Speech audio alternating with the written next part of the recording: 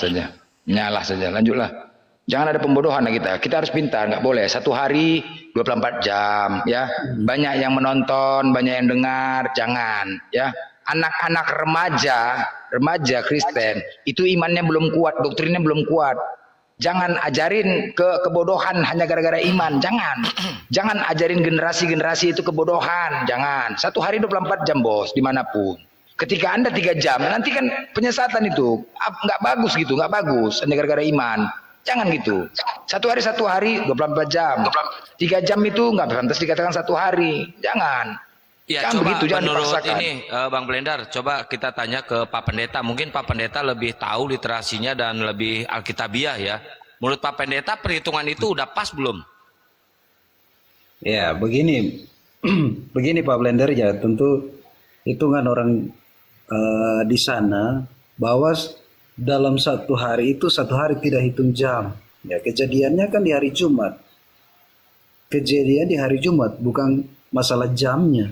Di hari Jumat. Makanya di dalam Matius tadi ada Matius 27 ayat 45 sampai 47, mulai dari jam 12 kegelapan menutupi seluruh daerah itu sampai jam 3.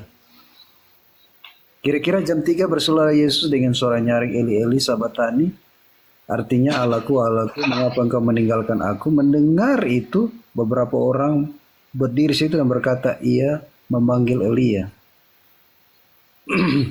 Jadi di situ dikatakan bahwa itu hitungan hari. Jadi bukan seperti gambaran hotel, bukan ya. Hitungan hari. Di sini tidak hitungan jam. Dan hari Minggu pagi-pagi, hari pertama pagi itu hari Minggu. Hari Minggu pagi. Berarti di hari ketiga. Tidak bicara jam di situ. Di hari Minggu pagi-pagi kuburan sudah, batu sudah terguling. Jadi hitungan hari ke-3. Bukan jam lagi, bicara hari. Begitu Pak Blender, supaya kita jangan salah lah. Oke, ya udah itu kembalilah Pak Pendeta ya.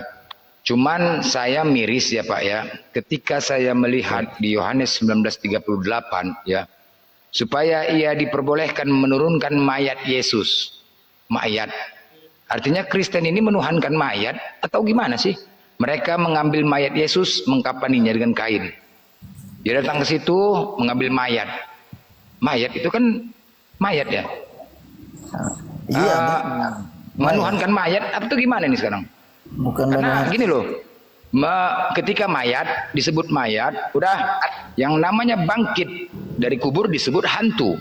Roh Kudus itu tidak bisa dilihat, makhluk halus tidak bisa dilihat. Sama nggak Roh Kudus dengan makhluk halus ya? Jadi ketika disebut di sini mayat, mayat dikubur, bangkit, hantu. Kira-kira gimana tuh? Oke, Pak Pendeta, boleh saya jelaskan duluan, Pak? Ya, silakan. Oke, baik, terima kasih. Nah, ini dia Pak Blender nih. Kalau hanya mau mau memberikan satu statement tapi tidak baca di pasal selanjutnya. Memang di pasal yang Pak rujuk tadi, ayat yang Pak rujuk, benar, Yesus mati.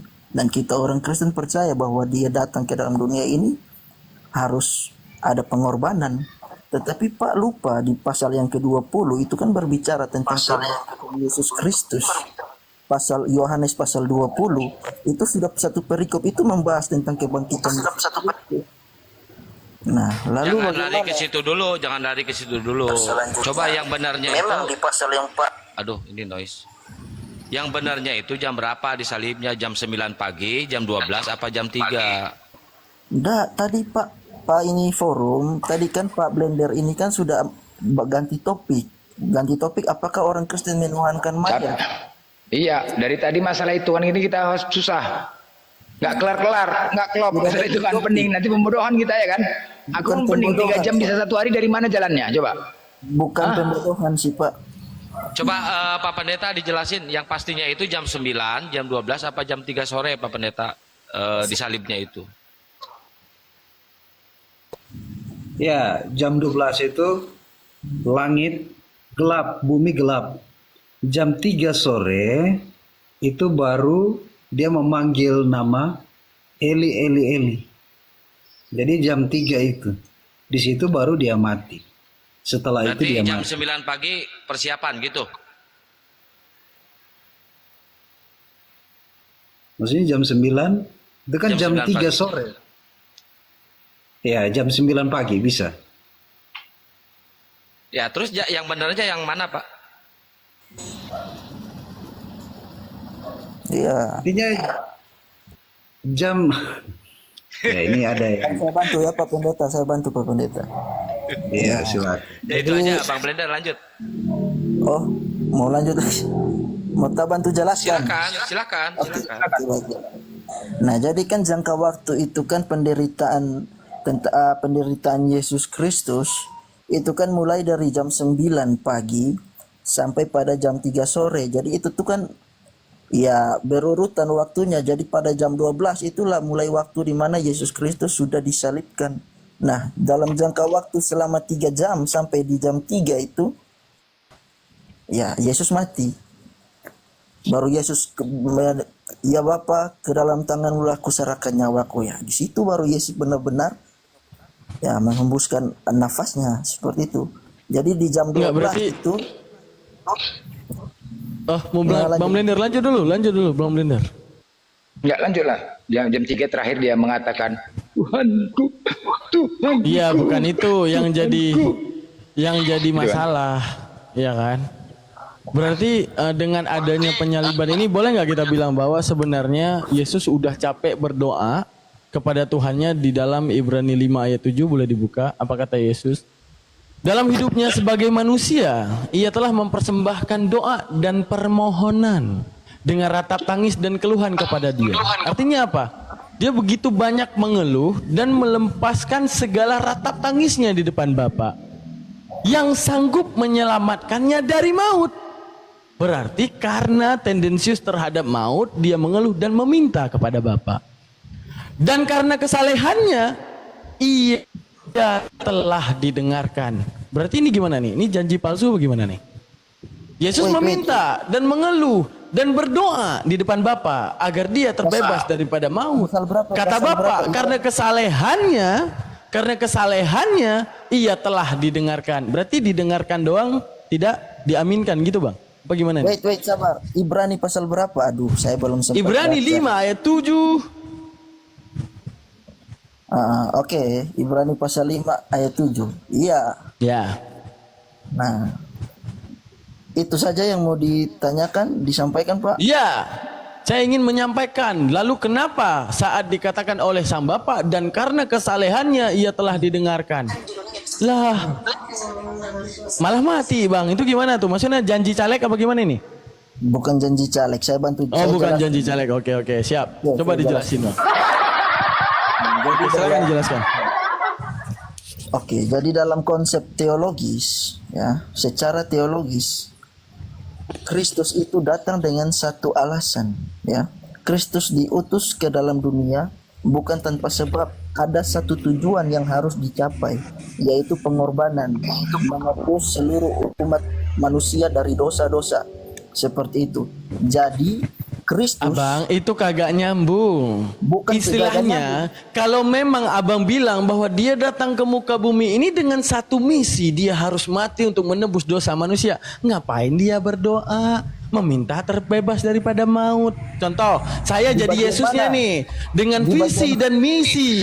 Saya harus menebus dosanya kamu. Maka saya datang ke bumi, ya saya biasa aja. Orang itu tugas saya. Ngapain saya minta maaf? Saya minta ampunan. No, saya bertanya lagi, di mana Yesus memohon-mohon untuk dibebaskan? Ayo, Ibrani 5:7, dalam hidupnya sebagai manusia ia telah mempersembahkan doa dan permohonan dengan ratap tangis-nangis gini, Bapak, tolong nanti aku bakal disalib sama mereka. Yang sanggup menyelamatkannya dari maut. Dia tahu Tuhannya itu, sang Bapanya itu pasti sanggup menyelamatkannya dari maut. Dan karena kesalehannya ia telah didengarkan. Oh, berarti maksudnya gimana Bang? Ini didengar doang. Oh, lu udah doa, ya gua dengerin doang. Yang lu tetap gua bunuh gitu, maksudnya gimana? Iya. Tadi saya mau jelaskan hanya sudah dipotong. Seharusnya jangan dulu dipotong. Kayak gitu. Jelas, dengarkan dulu sampai selesai. Kalau asumsi wajar kita potong bang. Bukan Karena asumsi. Bukan abang asumsi. bilang gini ya abangku, abang boleh bilang itu misi daripada Yesus jika Yesus tidak mengeluh dengan kematiannya. Tapi when dia mengeluh terhadap maut yang akan menimpanya, pertanyaan saya, apakah janji Bapak sedang diingkari di dalam Ibrani 5 ayat 7? Janji Bapak yang dia Bapaknya ngomong, dan karena kesalehannya ia telah didengarkan.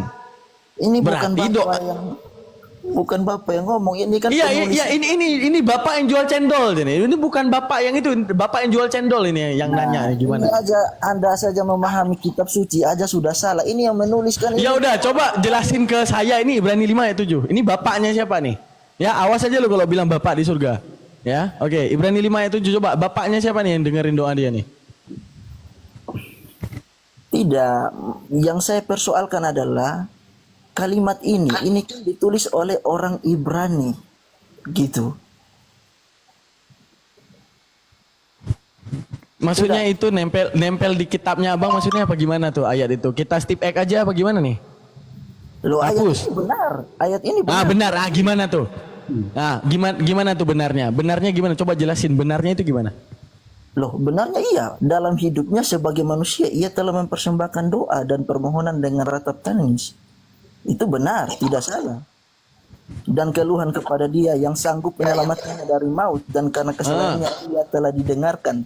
Nah, Ya itu dia berarti artinya kalau dia didengarkan, mau permohonan apa yang dia mintakan? Selamat dari maut dan didengarkan. Oh, berarti dia tidak akan menimpa maut. Lalu penyaliban, apakah itu terjadi karena Bapak yang nggak mau dengar doa Yesus apa gimana? iya benar. Buktinya dia selamat dari maut, dan pada hari ketiga kan dia bangkit. Ya arti selamat dari maut, dari awal aja udah kagak kena maut. Kagak kena maut, bagaimana? Maut. Bang, contoh gini ya aku bilang. Gambarannya apa coba? Yang kamu tahu. Itu ibaratnya gini, itu ibaratnya itu apa namanya tuh bapaknya kayak cewek sekarang ada. Oke, Aku nggak apa-apa sudah kok, salah. tapi ngambek, Udah tapi blunder. marah gitu. Udah blunder. Maut yang Blunder dimaksud apa? adalah, kamu dengar, karena kamu sudah miskonsep di situ, sudah salah. Maut Maut apa? yang dimaksud adalah murka Allah, dosa pelanggaran yang sudah Maut dilakukan murka oleh Allah manusia. dari mana lagi kita tahu itu? Hah? Teologi dari mana lagi itu maut adalah Teologi murka dari Allah? mana? Oke, sabar, tapi saya jelaskan dulu. Kasih saya waktu untuk berbicara. Jadi maut yang dimaksud ini adalah dosa, ya, dosa yang sudah dilakukan oleh manusia. Seperti itu. Nah, itulah maut. Jadi Lu bagaimana ngejelasin apa? Lu ngejelasin apa? Ini yang gua tanya apa, yang lu jelasin apa? Coba jelaskan saudara. saya Dari sampaikan? apa yang Anda baca, berarti akan ada satu oknum yang meminta kepada Tuhannya dengan segala keluhannya, dengan segala ratap tangisnya, apa yang dia minta, yaitu dia terbebas daripada maut. Arti maut itu kematian yang akan menimpanya. Lalu kata Tuhannya kepada dia, apa yang dikatakan? Karena kesalehannya Yesus tersebut sebagai hamba dalam wujud manusia tersebut, ia telah didengarkan. Lalu kenapa ada kematian Yesus? Lalu kenapa ada penyaliban Yesus? Bukankah di dalam Yohanes 3 ayat 13 bukankah di dalam sepusa sawa peseng dengan mana Bang Sandro? Pak Pendeta, tolong jelaskan Pak, saya udah capek. Iya. Begini Pak Daman, ya. Silakan. Jadi kematian Yesus ini karena ada suatu tujuan datang ke dunia. Karena Roma 3:23, manusia telah berdosa dan hilang kemuliaan Allah. Karena berdosalah maka Yesus datang. Karena dari dosa ini menurut Roma 6 ayat 23, sebab upah dosa ialah maut. Jadi dari dosa ini maut, kematian kekal. Maka Yesus datang ke dunia untuk menyelamatkan umatnya dari dosa. Nah, ini ada Kolose 2 ayat 13 juga. Kematiannya bukan suatu kekalahan tetapi suatu kemenangan. Kematian Yesus sebagai kegenapan nubuatan dalam perjanjian lama. Jadi Yesus sudah nubuatkan. Kematian Yesus kerelaannya menanggung dosa umat manusia. 1 Korintus 5:36. Lalu kenapa dia mengeluh, Pak Pendeta? Kenapa dia mengeluh dengan kematian tersebut? Kenapa dia harus menumpahkan ratap tangisnya di depan Bapa hanya karena maut?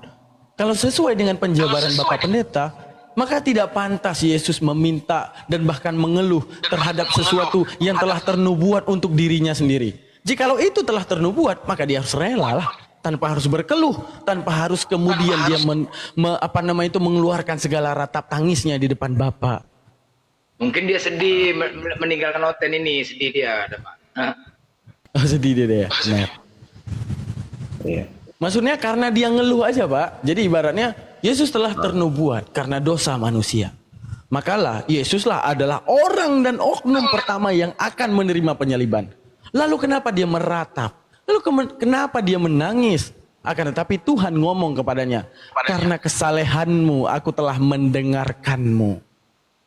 Apakah kita akan menyetujui Mazmur 91 ayat 8? Di mana di dalam Mazmur 91 ayat 8, tenang wahai hambaku yang meminta perlindungan. Di dalam Mazmur 91, di dalam perikofnya yang berjudul dalam lindungan Allah. Saat kita melihat, oh ternyata Yesus terjawab doanya. Apa yang terjawab doanya? Di dalam Mazmur 91 ayat 8, tenang Yesus, engkau telah berdoa dan mengeluarkan segala ratap tangis di depan aku. Siap, doamu akan kukabulkan. Jadi apa yang akan terjadi Tuhan? Dalam Mazmur 91 dikatakan ayat 8, engkau hanya akan menontonnya dengan matamu sendiri, melihat pembalasan terhadap orang-orang fasik. Saat kita meninjau Ibrani 5 ayat 7, Yesus orang salih, bukan orang fasik. Jadi janji Tuhan terhadap Yesus bahwa dia akan menonton penyaliban tersebut, di mana yang tersalib adalah orang fasik yang diserupakan dengan dirinya. Pertanyaan saya, jika kemudian Kristen meyakini bahwa Yesus itu disalib dan ditaklukkan oleh matinya di tiang salib, maka dengan narasi tersebut, apakah kita akan mengatakan Sang Bapa mengabaikan Yesus, di mana janjinya telah dinubuatkan di dalam Ibrani 5 ayat 7? Dalam hidupnya sebagai manusia ia telah mempersembahkan doa dan permohonan dengan ratap tangis dan keluhan kepada Dia yang sanggup menyelamatkannya dari maut. Karena keyakinan Yesus terhadap Tuhan, pasti aku bakal diselamatkan daripada maut. Lalu dalam teologi Kristen meyakininya mati. Apakah Kristen sedang memfitnah Bapa? Yang Bapa itu mengeluarkan janji palsu terhadap Yesus. Karena Bapa menjawab di dalam Ibrani 5 ayat 7. Dan karena kesalehannya ia telah didengarkan. Siapa yang sedang memfitnah Bapa sekarang? Di mana dalam teologi Islam, wama qataluhu, saat Yahudi mengatakan telah merajamnya, tidak pernah kalian bunuh, itu hambaku yang kulindungi. Dalam dalam Al-Maidah ayat 157 Nasrani mengatakan kami telah menyalibnya. Tidak, dia telah dilindungi oleh Bapaknya, yaitu dengan diserupakannya dengan orang fasik yang kemudian Yesus diselamatin oleh Tuhannya karena nubuatan daripada Tuhannya di dalam Mazmur 91 ayat 8. Orang-orang dalam lindungan Allah, di mana di dalam Mazmur 91 engkau hanya akan menontonnya dengan matamu sendiri. Pembalasan terhadap orang fasik. Agama mana Bang Blender yang kira-kira meyakini Yesus bukan orang fasik dan tidak pernah mati untuk menjadi orang fasik? Islam. Lalu agama mana yang mengatakan Sang Bapa tidak mengabulkan agama Yesus, yang tidak mengabulkan segala rintihan Yesus, yang tidak mengabulkan segala permintaan Yesus di dalam Ibrani 5 ayat 7? Jikalau apa yang saya katakan salah, tolong dijabarkan penjelasan Ibrani 5 ayat 7. Sekian. Lebih cocok kan jadi pendeta dah, Man. Gimana? Lebih cocok jadi pendeta dah, Man. Pak Pendeta mau jawab atau saya dulu, Pak? Jadi begini, kita terangkan dulu tentang kematian Yesus, tapi belum selesai. Jadi kematian Yesus mendamaikan manusia dengan Allah, ya, karena dosa, ya. Nah, tujuan Yesus datang untuk memberi keselamatan, makanya disebut juru selamat, ya. Maka Alkitab katakan dalam Kisah Para Rasul 4 ayat 12, keselamatan tidak ada di dalam siapapun di bawah kolong langit ini, hanya dalam Yesus. Artinya bahwa di luar Yesus binasa. Hanya orang yang percaya Yesus saja yang boleh selamat. Begitu. Nah, Surah-surah orang yang percaya, Paulus, makanya Pak Roma Pendeta. 10 ayat 9 mengatakan begini. Roma 10 ayat 9. Surah-surah Paulus. Roma 10 ayat 9. Sebab jika kamu mengaku dengan mulutmu bahwa Yesus adalah Tuhan dan percaya dalam hatimu bahwa Allah telah membangkitkan dia dari antara orang mati, maka kamu akan diselamatkan. Karena Bang Daman tidak percaya, Alkitab bilang tidak selamat. Kayak gitu. Nah, karena dengan hati orang percaya dengan dibenarkan, dengan mulut orang mengaku akan diselamatkan. Jadi mereka yang percaya kepada Yesus, dengan mulut mereka mengaku akan diselamatkan. Nah, kemana mereka tidak diselamatkan? Wahyu 20 ayat 15. Kemana mereka yang tidak percaya? Wahyu 20 ayat 15 bilang begini. Dan setiap orang yang tidak ditemukan namanya tertulis dalam kitab kehidupan itu, ia akan dilemparkan di dalam lautan api. Karena keselamatan itu penting bagi manusia, hanya satu-satu yang mengerjakan keselamatan, yang sudah merancang keselamatan bagi manusia, hanya dalam Yesus. Jadi di luar Yesus itu binasa. Dan setiap orang yang tidak tertulis dalam buku kitab kehidupan dilemparkan dalam lautan api. Nah, tugas kami sebagai hamba Tuhan dalam Yudas 1 ayat 23, ini tugas kita sebagai hamba Tuhan. Selamatkanlah mereka dengan jalan merampas mereka dalam api. Ini tugas kita. Karena mereka yang percaya akan selamat, yang tidak percaya binasa. Jadi kebangkitan Tuhan Yesus adalah satu kemenangan bagi kita karena dia telah mendamaikan manusia dengan Allah. Itu Pak Daman. Oke. Boleh masuk 1 menit? Akhir. Saya lanjut ya Pak. Bentar Bang Sandro. Mau masuk dulu 1 menit ya.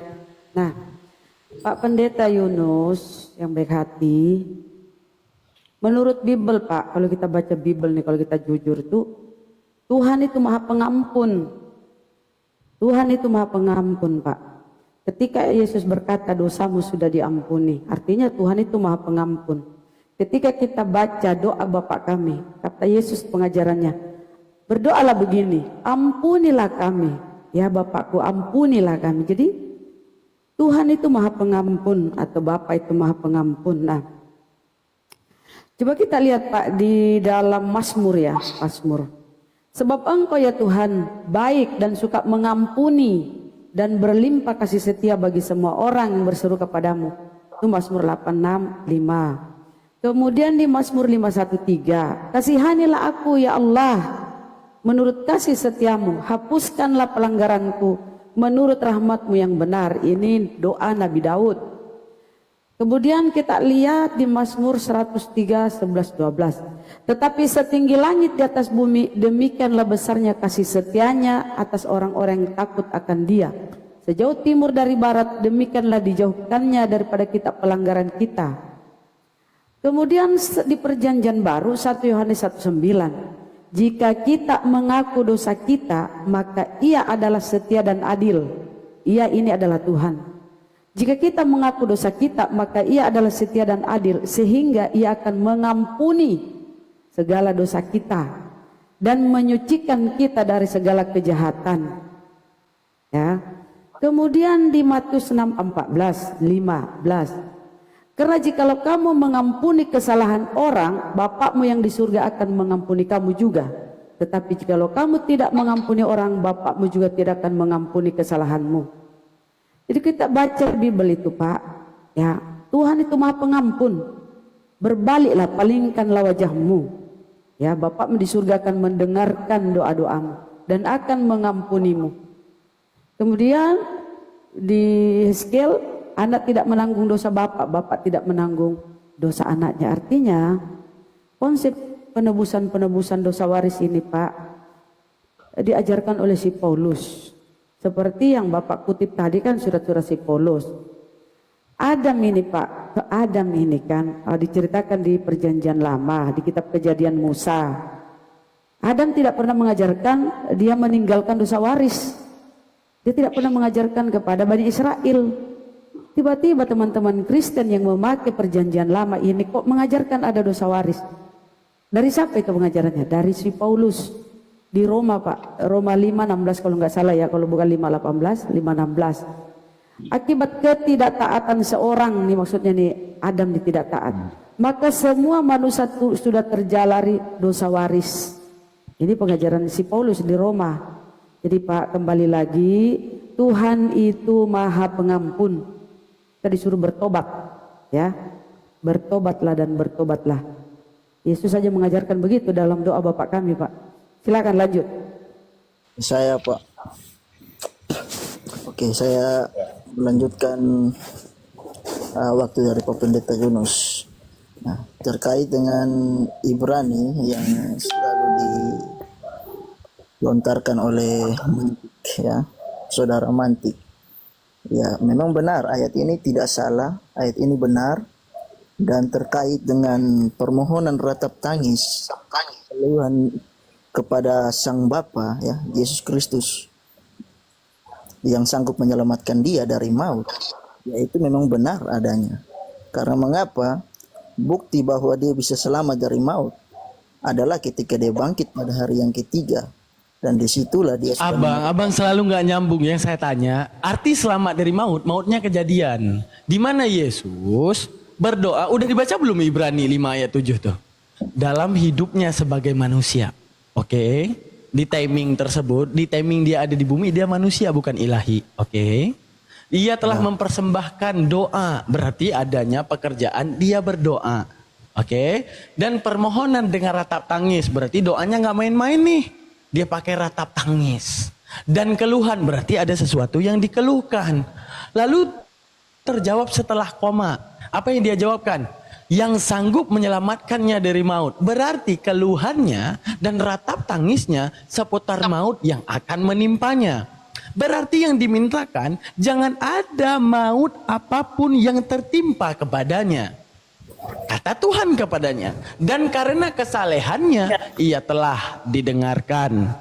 Lalu di mana arti telah didengarkan ini di mana? Kalau dia memang harus mati, disalib. Seperti itu Bang. Ya, tidak, kalau Bapak selalu memotong-motong apa yang ingin saya jelaskan dan Iya, lu jelasin apa yang gue tanya apa, lu jelasin apa? Loh, kan Anda Mana kita potong? Begini toh, Bang Nah, ini Sandro. saya Ketika Yesus berdoa kepada Tuhannya, doanya tuh digabulkan sehingga ia selamat. Untung nggak dikasih nama Selamet. dengar dulu. Ibrani, maksud dari Ibrani itu tidak seperti yang Anda maksud. Seperti itu ini Bang Daman ini. Sabar Pak Pendeta, saya sama Pak Tapi Pendeta, sabar dulu, ini jemaat ini mau ngomong toh. Ini jemaah neng kono neng kini wes tak dembo toh. Ini Orang susah dibilangin ini satu nih. hanya oke, jadi saya mulai dapat poinnya di sini. Kalau Pak Pendeta yang berbicara, oke, semuanya tenang ya. Tapi giliran kalau saya yang berbicara, Bukan begitu. Iya lu jelasin. Yang gua tanya dari tadi komodo, yang lu jawab pohon kaktus. Ngapain gua dengar pohon kaktus? Gua nanya pohon komodo. Pohon komodo. Yang gua tanya komodo. Lu jelasin pohon kaktus. Ngapain gua dengerin dari tadi? Begini sebentar Pak Ustadz, pelan-pelan sama jemaat. Pak Yunus saja Sebentar. pelan-pelan toh. Sandro, aku bentar boleh bicara sebentar gini ya. Jadi ini kan kejadian kemarin, aku berkunjung kepada orang yang sakit, udah tua lah kawan. Dah. Jadi dia mantan preman, kaya dia. Dia sakit ya kan, udah tua lah. Dia ngomonglah sama aku, Blender, kira-kira dosaku kan banyak Blender, ya kan? Ya Pak, bilang. Kira-kira aku masuk surga enggak nih? Gitu. Ya, berdoalah Bapak bertobat. Aku kan banyak masalahku. Bertobatlah Bapak. Iya, tapi aku nggak pasti. Kira-kira kayak mana yang pasti?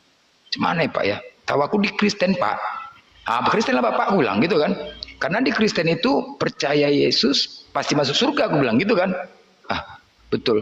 Kalau memang bisa kau pastikan aku masuk surga, aku rumahku nih harga 8 miliar ku kasih sama kau. Mama, ya gimana caranya? Aku udah sur ini kan. Udah sur lagu nih 8 miliar. Ya, sebentar Pak, gini.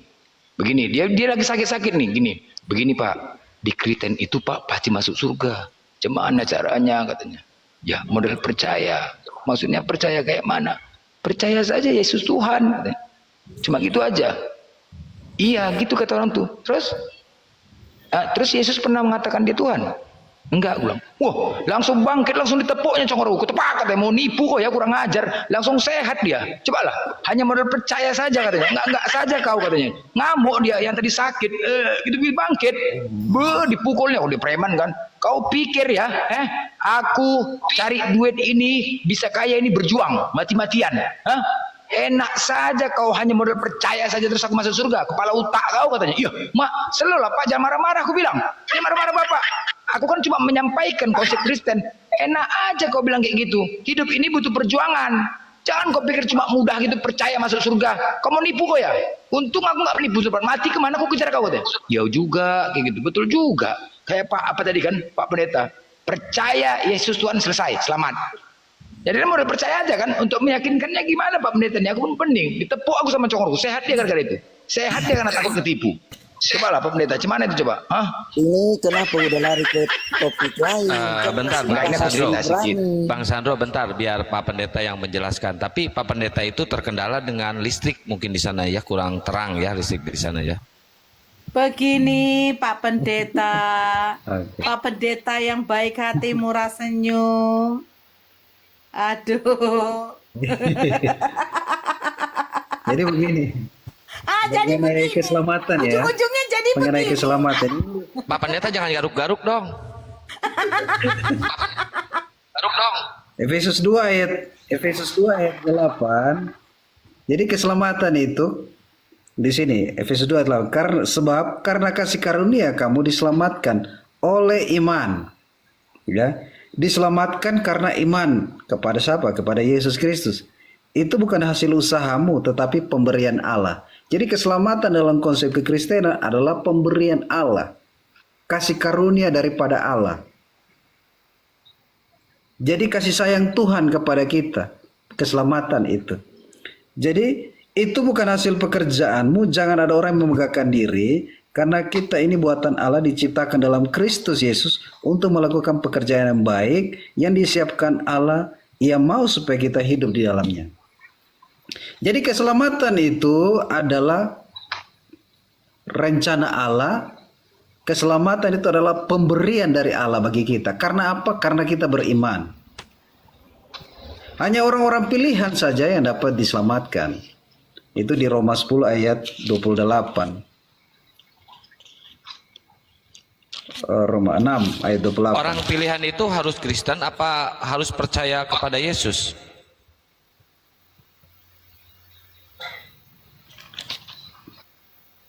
Ya, percaya Ini itu. ciri mau habis paketnya Roma nih 8. kayaknya.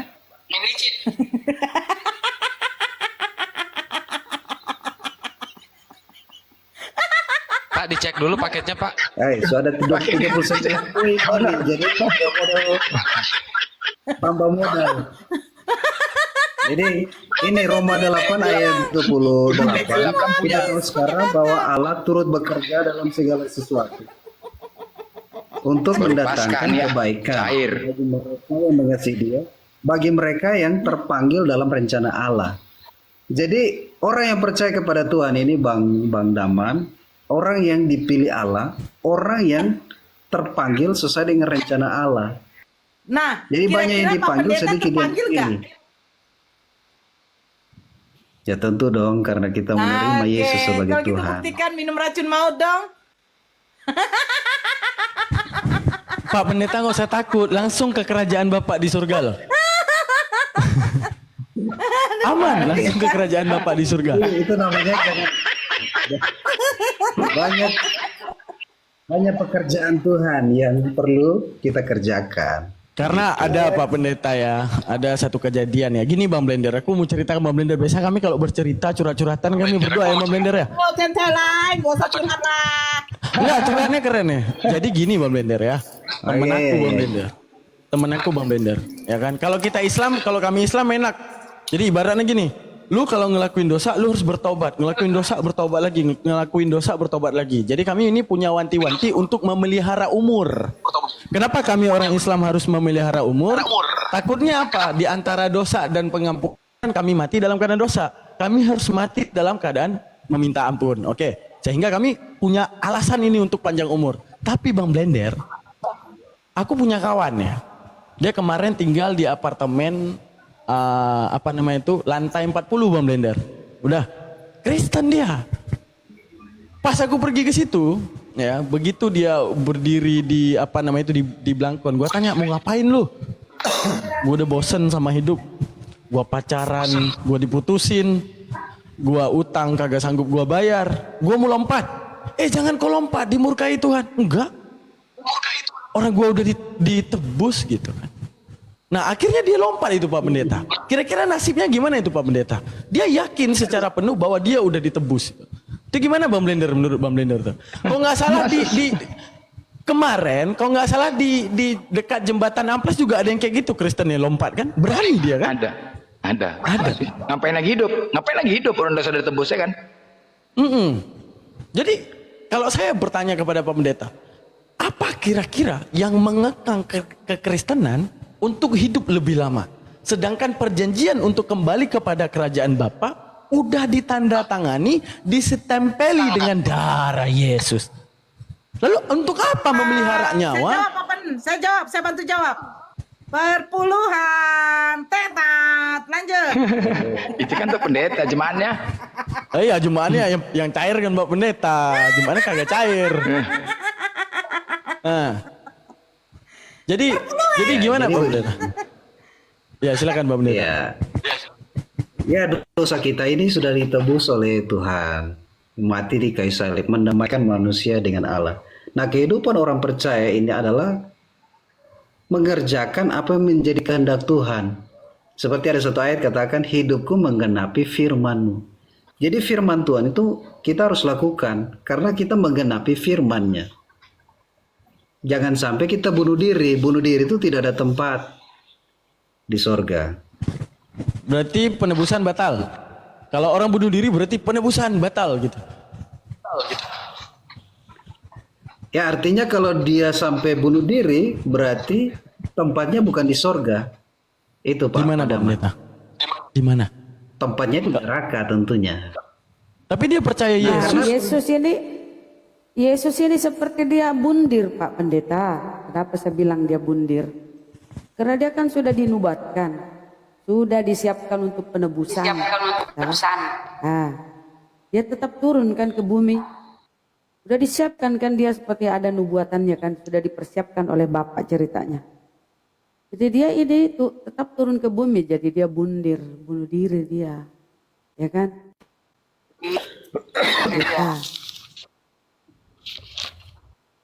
Ya. Jadi gini Bunda. Boleh. Di Matius 20 ayat 28. Matius 20 ayat 28 itu dikitakan begini, sama seperti anak manusia datang bukan untuk dilayani, melainkan untuk melayani, untuk memberikan nyawanya menjadi tebusan bagi banyak orang. Jadi Matius 20 ayat 28 ini, kematian Yesus ini memberi tebusan bagi banyak orang. Karena ada dosa. Pak Pendeta, izin ya teman-teman. Kalau kita lihat Yahudi itu mengorbankan hewan, domba, lembu, ya kan? Sama dengan kami orang Islam mengorbankan tuh domba, lembu. Tapi kami tidak menyembah yang kami kurbankan. Hewan-hewan ini tidak kami tuhankan. Tapi teman-teman Kristen ini pengorbanan Yesus itu ya, dikurbankan Yesus itu malah disembah yang dikurbankan ini. Lucu sih menurut kami ya.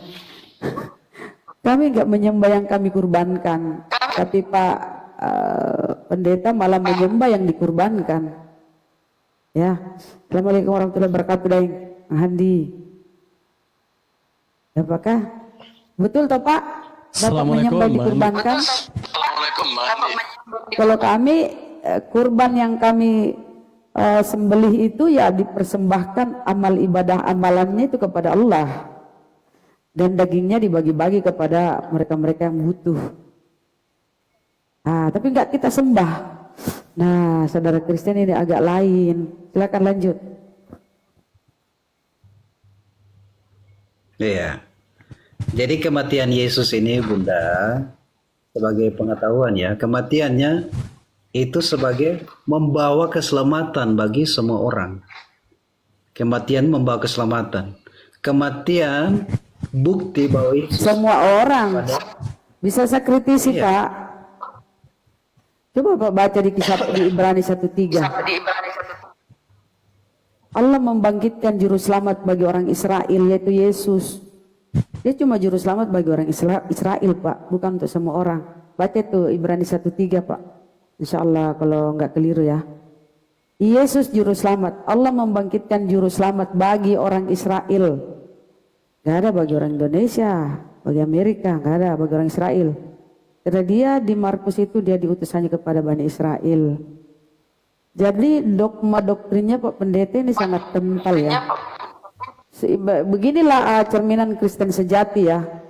Condong kepada pengajaran si Paulus. Tapi nggak apa-apa, itu iman Anda ya. Tinggal Pak Pendeta ini bagaimana dia percaya diri dengan kekristenannya yang sejati ini. Jangan lagi mengutip-kutip istilah Islam di Bible Anda. Itu iman Anda, kami nggak bisa urus ya, kami nggak bisa campuri. Kristen sejati memang mengikuti dogma doktrin Bapak Gereja dan Paulus. Dari tadi Bapak mengutip perkataan-perkataan Paulus, surah-surah Paulus. Bapak Kristen sejati, kami hargai itu Pak ya. Cuma kekurangannya, Anda itu jangan lagi mengambil istilah-istilah Al-Quran kami. Biar kita nggak ada dusta di antara kita ya Pak ya, Pak Pendeta, karena Anda juga orang baik. Lanjut. Assalamualaikum warahmatullahi wabarakatuh. ya Mbak Andi. Waalaikumsalam warahmatullahi wabarakatuh. Den. Saya dari tadi monitor di bawah loh. Ada yang mengganjal di ban serep saya gitu loh. Itu kan dulu Saulus sejaman dengan Yesua Amasia ya. Dia kan pengkhianat, penganiaya, membunuh murid-murid kan begitu ya, Pak Pendeta ya. Ini loh yang mengganjal. Sebenarnya Saulus ini waktu dia menjadi penjahat itu, dia bertuhan atau tidak? Kalau dia bertuhan, Saulus waktu itu, siapa Tuhannya Saulus waktu dia menjadi penjahat, Pak Pendeta? Bisa nggak disebutkan Tuhannya? Silakan, saya diam lagi. Iya, dia kan penganut agama Yahudi. Ya. Setelah dia mengenal Yesus, dia jadi berubah, dia menjadi penginjil, pemberita firman. Saya nggak nanya kerjaan, Pak Pendeta. Siapa Tuhannya waktu dia menjadi penjahat? Iya, dia orang Yahudi yang dimana dia membunuh para pengikut Kristus. Begitu Pak Handi. Apa Tuhannya Saulus waktu itu? Dia bertuhan atau tidak? Ya, orang Yahudi bertuhan kepada Tuhan. Siapa nama Tuhan itu? Tuhannya Paulus. Kalau Tuhannya Paulus ya Tuhan. Yesus atau Seperti bukan? yang dibawa hukum Taurat, para nabi. Kan mereka belajar tentang para nabi. Iya, masuk gua itu, Pak Pendeta. Siapa sembahannya Saulus waktu itu? Yesus atau bukan? Ya, setelah dia mengenal Yesus, ternyata Yesus itu Tuhan yang datang ke bumi. Artinya sebelum dia mengenal Yesus, dia salah Tuhan. Ya, seperti itulah. Iya. Jadi waktu dia menjadi penjahat, dia salah Tuhan. Setelah dia bertobat, baru dia menuhankan Yesus. Begitu ya? Iya. Oke, makasih. Lanjut. Bang Daman, lanjut. Makasih. Nah, kalau kayak gitu saya sedikit. Nah, kalau kayak gitu berarti Tuhan Yahudi sama Tuhan Kristen beda dong. Kalau misalkan kata Pak Yunus tadi bahwa Saulus itu salah Tuhan, sedangkan dia orang Yahudi. Blunder loh Pak di situ, Pak. Iya, karena ketika Yesus bilang dia anak Allah, dia dilemparkan dengan batu, mereka tidak terima. Itu dicatat di dalam Yohanes 10 ayat 31 kalau nggak salah. Tapi okein dulu Pak, bahwa Tuhannya Yahudi sama Tuhan Kristen beda Pak kalau kayak gitu. Iya, karena Dulu buka cam, awas rungkat, dulu diam aja. Ntar rungkat.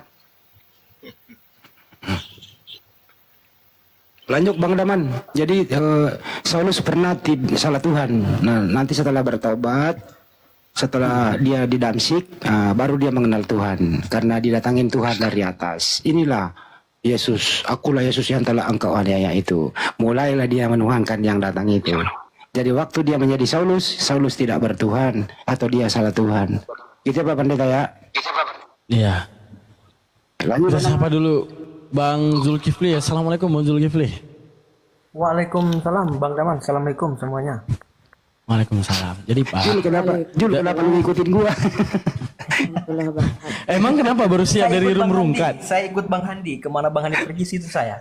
Oh baru siap rungkat di room siapa? Enggak rungkat, cuman kesel aja. Lanjut. Standby. Oh lagi kesel. Baik. Oke Pak Pendeta, kita bangun daripada sesuatu yang dijabarkan oleh Rasulullah ya di dalam teologi Islam, dan nanti Pak Pendeta boleh mengkritisi kata Rasulullah di dalam hadis Muslim. Apa yang dikatakan oleh Rasulullah? Ma minan nabiyya ba'asahu Allahu fi ummati qabli illa kana lahu min ummatihi hawariyun wa ashabun yaquduna bisunnah. Apa kata Rasulullah? Ini siapa nih doubling nih? Kata Rasulullah, wahai murid-muridku, ma min nabiyya, tidak ada rasul-rasul yang dibangkitkan sebelum aku itu. Ya, tidak lain mereka sama sepertiku, memiliki umat. Oke, hawariyun, sahabat-sahabat sejati, wa ashabun, dan segala yang mengikutinya, ya'khudhuna bisunnah, yang akan mendengarkan segala ucapan daripada mereka. Artinya Nabi Muhammad memberitahukan bahwa Nabi Isa, bahwa Nabi Musa itu sama seperti Nabi Muhammad, memiliki umat pengikutnya, memiliki sahabat daripada daripada dirinya, dan juga memiliki murid-murid sejati yang kemudian akan menurunkan ajarannya. Oke? Wa yaqtaduna bi amrih, dan melaksanakan segala perintahnya. Summa innaha takhlufu min ba'dihim, kemudian berlalulah masa sesudahnya. Khulufun yaquluna ma la yaf'alun. Setelah masa itu berlalu daripada era masa awal, maka akan adalah orang-orang yang kemudian menghancurkan ajaran tersebut dengan yaquluna ma la yaf'alun, membicarakan sesuatu yang tak pernah dibicarakan.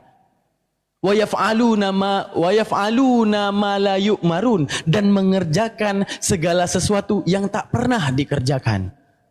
Artinya Nabi Muhammad memperingati. Apa yang diperingati? Wahai murid-muridku, di era kalian juga bakal sama, teman-teman.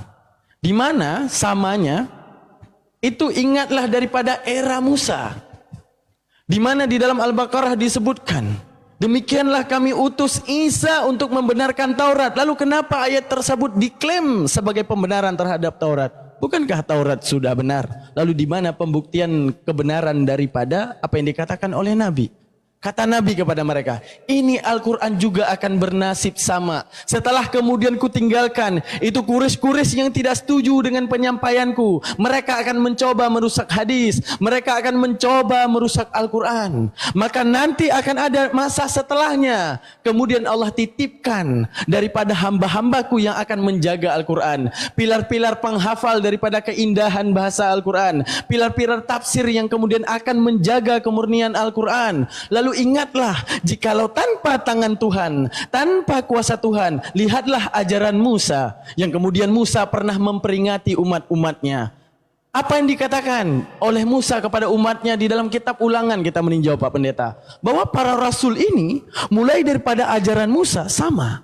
Mereka memperingati muridnya, akan ada penyesat yang akan menyelewengkan. Kita tinjau daripada apa yang dikatakan oleh Musa dalam kitab Ulangan 13:5. Apa yang dikatakan? Nabi atau pemimpin itu haruslah dihukum mati. Wow. Kenapa Nabi harus dihukum mati? Ternyata bukan. Yang mereka nabikan, kata Musa, yang mereka anggap Nabi itu dan menjadi pemimpin-pemimpin mereka, yang nanti akan mengubah ajaranku, harus dihukum mati, kata Musa. Karena ia telah mengajak murtad terhadap Tuhan. Berarti Tuhanku yang kuimani, kata Musa, akan diselewengkan oleh mereka di kemudian hari. Allahmu yang telah membawa kamu keluar dari tanah Mesir dan yang menebus engkau dari rumah perbudakan dengan maksud untuk menyesatkan engkau dari jalan yang diperintahkan Tuhan. Mereka akan menyesatkan engkau daripada apa yang diperintahkan Tuhan. Artinya akan ada datang Tuhan-Tuhan baru setelahku yang mereka fitnah, yang mengajak murtad daripada menyembah Elohim, kata Musa.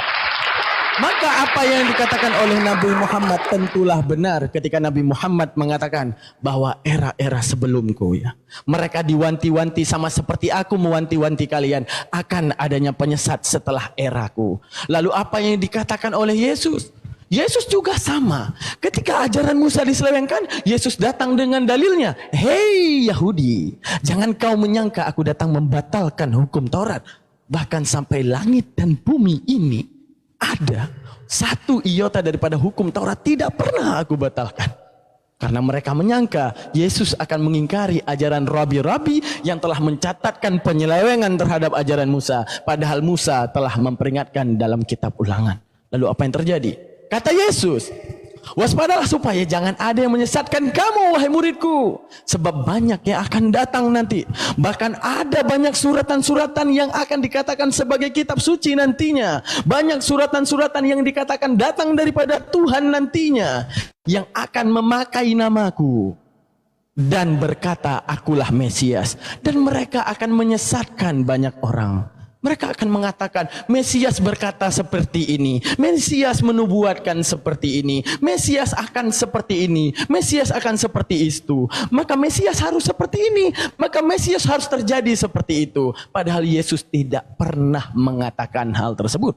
Lalu titik kesinambungannya, ketika kita melihat apa yang dikatakan oleh Yesus, artinya kita harus mengambil satu kesimpulan, Pak Pendeta, bahwa di dalam kitab Bapak Pendeta akan ada sesuatu yang dicampuri.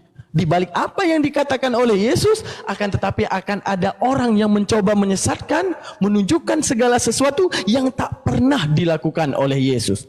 Sekarang Pak Pendeta, pertanyaan saya di balik semua penjabaran saya, mulai daripada Nabi Musa memperingatkan umatnya jangan ada penyesat setelahku nanti.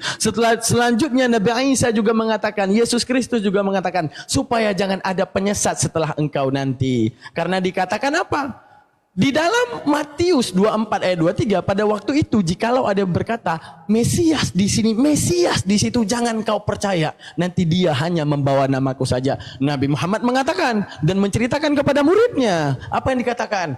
Murid-muridku, nanti setelahku juga akan ada penyesat yang mencoba merusak hadisku dengan membuat hadis-hadis maudhu yang tak pernah kukatakan olehku. Maka orang Islam berpikir logik hingga kemudian adanya prosesi jarah wa ta'dil untuk menemukan ternyata ini hadis maudhu yang berusaha menghancurkan ajaran Islam. Sekarang Bapak Pendeta, alasan apa segala surat-surat Paulus itu bisa untuk kemudian Bapak Pendeta percaya? Contoh, Yesus bilang hukum Taurat, selama langit dan bumi ada, maka hukum Taurat tidak pernah batal. Tapi Paulus mengatakan dengan matinya Kristus di tiang salib, maka batallah hukum Taurat. Paulus adalah sosok, adalah orang yang membawa Mesias sebagai nama Yesus yang kemudian membantah ajaran Yesus. Yesus mengatakan, keratlah kulit khatanmu, yang kemudian itu akan menjadi perjanjian antara kamu dan keturunanmu daripada mula Abraham. Lalu dikatakan oleh Paulus, barang siapa yang menyunatkan dirimu, maka Kristus tidak berguna bagimu. Lalu kita melihat lagi apa yang dikatakan, bahwa sebab yang telah berdosalah yang harus mati. Anak tidak akan menanggung menanggung dosa bapaknya, bapak juga tidak menanggung dosa anaknya. Paulus mengatakan dalam Galatia 3:13. Apa yang dikatakan oleh Paulus Galatia 3:13? Yesus menanggung kutuk hukum Taurat dengan menjadi kutuk di antara kita. Ya, sebab ada tertulis, terkutuklah orang yang mati di tiang salib. Lagi-lagi Paulus membantah apa yang dikatakan Yesus. Yang paling fundamental Bapak, dalam Galatia 1:8. Kata Paulus, andaikan ada malaikat dari surga datang menjabarkan Injil di luar apa yang aku jabarkan, terkutuklah dia. Artinya pembenaran dan kebenaran apapun yang akan disuguhkan oleh Elohim terhadap Bapak Yunus ketika mempercayai Paulus, jangankan Elohim, malaikat Elohim yang turun, jikalau dia jabarin di luar apa yang aku jabarkan, terkutuklah dia. Lagi-lagi dia membantah malaikat Elohim yang dipercaya oleh Yesus. Pertanyaan saya Pak Pendeta, diingat baik-baik, alasan apa kekristenan dan setiap manusia harus mendengar segala perkataan Yesus yang nyata-nyatanya segala perkataannya membantah semua ajaran Kristus, semua ajaran Yesus? Silakan Pak Pendeta, lanjutkan. Tepuk tangan buat Tuhan. Tepuk tangan buat Tuhan. Tapi sebelumnya Nora, tegur dulu Pak Pendeta Nora, tegur Pak Pendeta dulu. Tegur. Apalagi Bang Blender ini. Ini kok Pak Pendeta cemberut gitu, ngedengerinnya sambil cemberut. Jangan cemberut dong, senyum dong, manis kan senyumnya. Nah gitu. Ya, Enggak, silakan Pak Pendeta. ini lucu, ada yang di bawah nanya, apakah Rasulullah punya murid? Enggak, Rasulullah hidup di bumi sendiri doang. Dia nggak punya tetangga, punya sendiri doang. Dah. Ada deh pertanyaannya. Lanjut. Ya, begini Pak Daman, ya tentu begini ya. Yesus datang ke dunia ini ada maksud dan tujuan ya. Saya tidak tahu lagi ini pertanyaannya di mana. Jangan lagi Yesusnya Pak, kita tidak membahas Yesus. Saya cuma membahas kredibilitas yang dicatat oleh Paulus. Segala tulisan Paulus setelah kita teliti semua membantah apa yang dikatakan Yesus. Lalu dari celah mana semua dalil yang dikatakan Paulus dapat kita percaya? Padahal Yesus telah memperingatkan, waspadalah terhadap penyesat. Ingat, kata waspada itu muncul di saat ada sesuatu yang bakal terjadi, kita wanti-wantikan, bakal membahayakan. Contoh, waspadalah Bapak Pendeta Yunus, besok pagi ada orang yang bakal nagih utang. Berarti itu bahaya bagi Bapak. Maka saya memperingatkan. Begitu Yesus mengatakan kata waspadalah, berarti ada yang berbahaya terhadap akidah. Ada yang berbahaya terhadap iman Bapak Yunus. Pertanyaan saya, kenapa segala tulisan Paulus yang nyata-nyatanya membantah segala yang dinubuatkan oleh Yesus, yang diperintahkan oleh Yesus, yang dikatakan oleh Yesus, tapi sangat bisa Bapak Pendeta Yunus terima? Alasan apa? Segala tulisan itu daripada Paulus sangat bisa diterima dalam keimanan kekristenan. Silakan. Ya, makasih Bang Daman. Jadi Paulus ini tahu tentang Yesus juga. Ya, dia tahu tentang perjalanan dari Yesus. Ya, ini Paulus ini. Yang pertama dia menulis dalam 2 Timotius 3 ayat 16, segala tulisan adalah ilham Allah. Nah, siapa yang memilih Yesus seperti dikatakan dalam Kisah Para Rasul 9, yang memilih dia adalah Yesus sendiri. Makanya dikatakan dalam Kisah 9 itu, percakapan dia di lewat cahaya itu, Kisah 9. Dalam perjalanan ke Damsyik, ketika ia sudah dekat kota itu, tiba-tiba memancar dari langit, mengiringi dia. Ia rebah ke tanah oleh suatu suara yang berkata kepadanya, Saulus, Saulus, mengapa engkau aniaya aku? Jawab Saulus, siapakah engkau Tuhan? Katanya, akulah Yesus yang kau aniaya itu.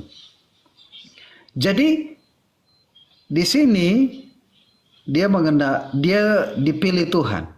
Makanya di ayat 15 firman Tuhan kepada Ananias untuk sampaikan bahwa ayat 15, tetapi firman Tuhan kepadanya, pergilah sebab orang ini adalah alat pilihanku. Ananias tahu bahwa Paulus ini akan membunuh mereka. Tetapi karena firman Tuhan sudah bilang dia akan memakai dia menjadi alatnya. Jadi terkonek bahwa Tuhan sendiri yang memakai Paulus. Makanya dicatat 13-14 kitab. Dikanonkan menjadi sebuah kitab suci. Sebuah kitab suci. Karena dari segi firman Tuhan tidak bertolak belakang dengan kitab-kitab yang lain. Ada kitab-kitab yang lain, kitab Barnabas, kitab Thomas, kitab Yudas, kitab apa lagi? Barnabas, Thomas, ternyata itu tidak sejaman dengan di mana Yesus memilih mereka. Dan juga penulisannya berbeda, bertolak belakang dengan kitab yang lain. Maka kitab Paulus adalah kitab yang sama, dapat diterima, ya. Jawaban-jawabannya tepat. Begitu. Untuk menjawab setiap persoalan-persoalan. Begitu. Jadi Masuk kitab sedikit, Paulus ini dapat diterima Pak Daman. Ya, masuk Begitu. sedikit Pak ya. Pak, aniaya itu bagaimana menurut Pak Yunus? Aniaya. Aniaya. Ya. Ya, itu penderitaan. Setahu aku aniaya itu ketemu fisik Pak ya, berantem. Pak, gitu Pak, bukan? Iya, iya. Ya. Nah, kira-kira Pak, kapankah Saulus menganiaya Yesus Pak? Iya. Jadi begini Pak Blender. Jadi mereka yang menerima Yesus itu Yesus tinggal di dalam hidup mereka. Jadi mereka menolak artinya menghina orang sama dengan menghina Yesus sendiri atau Tuhan. Menolak Tuhan itu sama. Jadi yang dialami para pengikut ini adalah penganiayaan. Segala penderitaan kita ditanggung oleh Yesus. Nah, ketika mereka pengikuti Yesus, Tuhan juga menderita seperti apa yang mereka alami. Karena kita anak, dia Bapa bagi kita. Kalau di dalam Kolose 1 ayat 15, dia sulung bagi kita. Dia saudara bagi kita. Jadi apa yang dialami para pengikut ini, Yesus juga merasakan apa yang mereka alami. Bunda Nora, aku dikit lagi ya. Dikit Oh, lagi, oke, enggak? oke, oke. Kok enggak sampai nih? Dikit lagi nih hampir kena nih. Bukan hampir kena. Gini Pak Pendeta. Matius 5 ayat 18. Ini jelas-jelas Yesus ngomong ya Pak Pendeta. Karena aku berkata kepadamu sesungguhnya selama belum lenyap langit dan bumi ini. Pak Pendeta harus setuju. Kita hidup di bumi dan belum lenyap. Bapak Pendeta juga harus setuju setelah melihat ke atas ternyata langit juga belum lenyap. Satu iota atau satu titik pun tidak akan ditiadakan daripada hukum Taurat sebelum semuanya terjadi. Langit yang kita pandang ke atas masih berdiri kokoh Bapak Pendeta. Bumi yang kita pijak yang hari ini kita berdebat masih kita dalam perut bumi. Tidak ada satu hukum Taurat yang dia batal. Tapi Paulus mengatakan, dengan matinya Yesus di tiang salib, maka batallah hukum Taurat dengan segala ketentuannya. Yesus memperingatkan Bapak Pendeta, waspadalah, supaya jangan ada orang yang menyesatkan kamu, sebab banyak orang akan datang memakai namaku. Artinya Pak Pendeta, konsekuensinya ketika Bapak Pendeta mengimani Paulus, wajar akan ada narasi Paulus bertemu Yesus. Kita hidup di tahun 2025 tidak bisa memastikan apa yang terjadi di belakang. Penyelewengan terus terjadi. Sadarlah diri kita hidup di tahun 2025 di mana kejadian lampau hanya kita dapat daripada informasi yang berupa tulisan. Tulisan bisa dipalsukan ceritanya. Tapi Yesus mengatakan, tapi Musa mengatakan nanti ada yang mengaku nabi yang kemudian memurtadkanmu daripada jalan Elohim. Maka jangan kau percaya. Mereka itu penyesat. Bahkan Musa tidak pernah mengajarkan, setelahku akan ada manusia yang dia adalah Tuhan. Tidak pernah diajarkan kepada muridnya. Lalu kemudian Yesus juga mengatakan, waspadalah terhadap penyesat. Nanti dia bawa namaku yang kemudian membatalkan segala hukumku, mengatakan akulah Mesias, bertemu aku dan segalanya, bla bla bla, dadada, bababa, dikatakan semuanya. Demi menubuatkan dewa-dewa yang mereka ingini untuk kemudian mereka sembah. Bapak Pendeta, langit dan bumi belum punah dan lenyap. Yesus katakan kepada Bapak Pendeta. Paulus ngomong bahwa dengan batalnya hukum Taurat, maka batal Taurat. Ketawa aku nih. Nah, dengan batallah hukum Taurat, dengan matinya Kristus di tiang salib, maka batallah hukum Taurat. Hukum Taurat. Antara Yesus dan Paulus, setelah semua peringatan daripada Yesus terhadap penyesat dan kewaspadaan Yesus terhadap penyesat, mana yang Bapak Pendeta dahulukan? Pemberitahuan Paulus ataukah Yesus, Pak? Pak Pendeta. Ya, setelah ini lanjutin ya. Udah kelar saya. Udah kelar Ya, di situ. saya tertarik ketika Pak Ruben itu mengutip dari Kisah Para Rasul. Ya, kita bahas Kisah Para Dulu Rasul. jawab ini dulu siap tuh. Bunda masuk, tunggu jawab ini dulu. Biar enggak kelar. Roma 10 ayat 4. Roma 10 ayat 4. Sebab Kristus adalah kegenapan hukum Taurat, sehingga kebenaran diperoleh tiap-tiap orang percaya. Ini maknanya sangat mendalam, ya. Artinya bahwa dia menggenapi semua hukum Taurat. Taurat itu bicara tentang ajaran. Nah, Yesus adalah ajaran itu.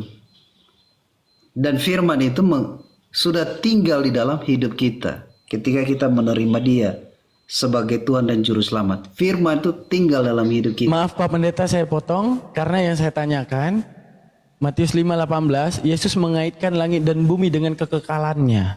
Apa dikatakan? Kalau bumi masih ada, kalau langit masih ada, hukum Taurat tidak batal. Yang kita pijak bumi Pak Pendeta, yang kita pandang ke atas adalah langit. Maka hukum yang diberlakukan Yesus tidak pernah akan batal. Pertanyaan saya Pak Pendeta, Yesus ngomong ini langit masih ada, ini bumi masih ada. Kira-kira benarkah apa yang disampaikan Paulus? Dengan matinya Kristus di tiang salib, maka batallah hukum Taurat. Mana yang lebih Pak Pendeta dengarkan? Silakan Pak Pendeta. Pokoknya di situ ya Bunda Nora ya. Ingat ya, di langit dan bumi ya. Jangan kemana-mana lagi dulu ya, baru dikelarin nanti ya. Ingat di situ di langit dan bumi itu. Soalnya masih ada nih. Yang kita pijak ini bumi ini. Langitnya masih ada nih. Itu di situ ya, di situ aja. Lanjut. Ya. Ya, kita sudah jawab ya Pak Daman di dalam Roma 10 ayat 4. Ya. Sebab Kristus adalah kegenapan dari hukum Taurat. Begitu. Jadi sehingga kebenaran diperoleh tiap-tiap orang percaya. Jadi kalau kita masih ada di dunia, berarti kita sebagai orang-orang percaya tetap tinggal dalam kasih karunia. Begitu. Berarti ada keselamatan bagi kita. Karena kalau hukum Yang Taurat sebenarnya itu yang betul yang mana Pak Pen? apa itu? Loh, pernyataan Yesus atau pernyataan Paulus? Karena Yesus mati itu menggenapi semua. Menggenapi semua. Apa yang digenapi Sudah Yesus? selesai. Bahwa keselamatan itu bukan harus dirubah Allah lagi, tetapi Tidak, kepada Yesus. dengan matinya Yesus itu hukum Taurat dibatalkan. Iya, karena Yesus itu adalah tujuan keselamatan. Begitu, Mbak Nora. Nah, itu dikatakan selagi bumi ini belum runtuh, langit ini juga belum runtuh, hukum Taurat itu tidak dibatalkan. Mana yang benar? Iya, masalahnya itu langit masih ada sampai sekarang ya Bun. Bumi masih ada sampai Yes. sekarang ya Bun. Cair dong, lanjut. Jadi gimana Pak Yunus? Iya. Imani aja lah Iya, ya. artinya begini. Imani aja. Artinya begini, Mbak Nora. Jadi Oh, ada artinya. Iya, orang iya, melakukan Taurat itu untuk selamat, toh? iya. Setuju. Melakukan hukum Taurat untuk selamat. Hmm. Nah, Yesus datang menggenapi, karena itu Alkitab kata bayang-bayang keselamatan. Nah, Yesus Yesus inilah pelaku hukum Taurat, Pak. adalah keselamatan itu. Pak Pendeta, bahkan di Galatia 3, ya kan, hukum Taurat itu dikutuk loh. Galatia 3. Galatia 3 nomor 3.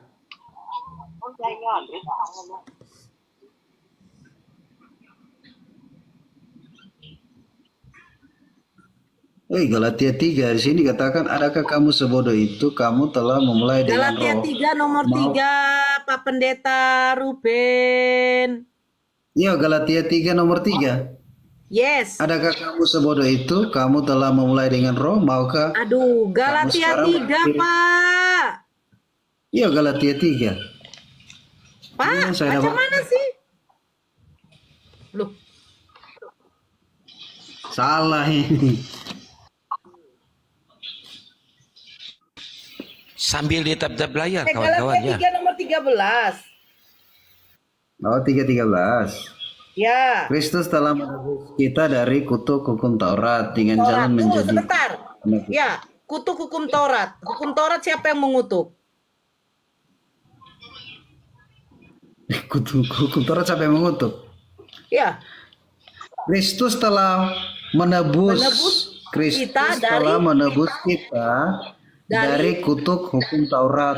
nah, kutuk hukum, kenapa Karena hukum tidak ada Taurat seorang dikutuk? pun karena tidak ada seorang pun yang bisa taat kepada hukum Taurat. Yang membawa hukum Taurat siapa? Banyak ini. Yang membawa hukum Taurat siapa? Ya, Musa yang membawa. Berarti dia mengutuk. Begini Mbak. Begini lagi. Jadi Saya kalau bertanya kita tidak dulu, melakukan apakah hukum Taurat, kita terkutuk? dikutuk. Taurat, Pak Pendeta, biar enak. Apakah hukum Taurat terkutuk?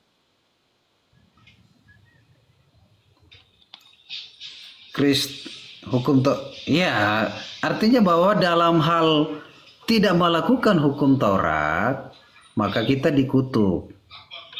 No. Begitu. Coba baca baik-baik, ya. Kristus telah menebus Kristus kita telah- dari kutuk hukum Taurat dengan jalan menjadi kutuk karena kita. Yang menebus kutuk hukum Taurat adalah Yesus. Dengan jalan Yesus menjadi kutuk. Betul kan? Iya. Nah, sebab ada tertulis, terkutuklah orang yang digantung pada kayu salib. Pertanyaan saya, siapa yang mengutuk hukum Taurat? Siapa yang mengutuk hukum Taurat? Yes.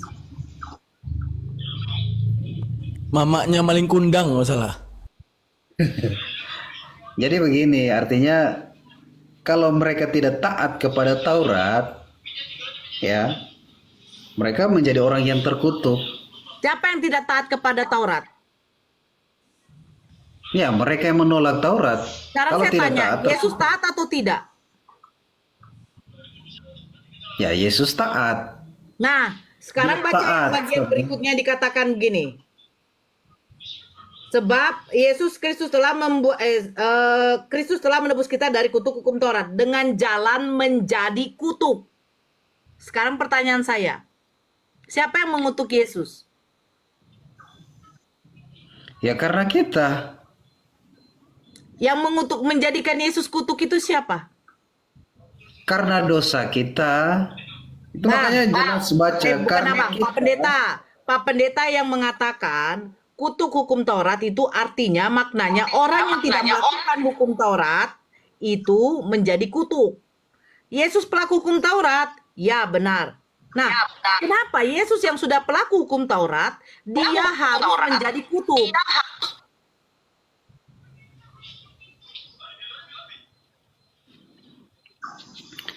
Iya, karena setiap orang yang berdosa itu adalah maut, itu kutukan, maut kutukan.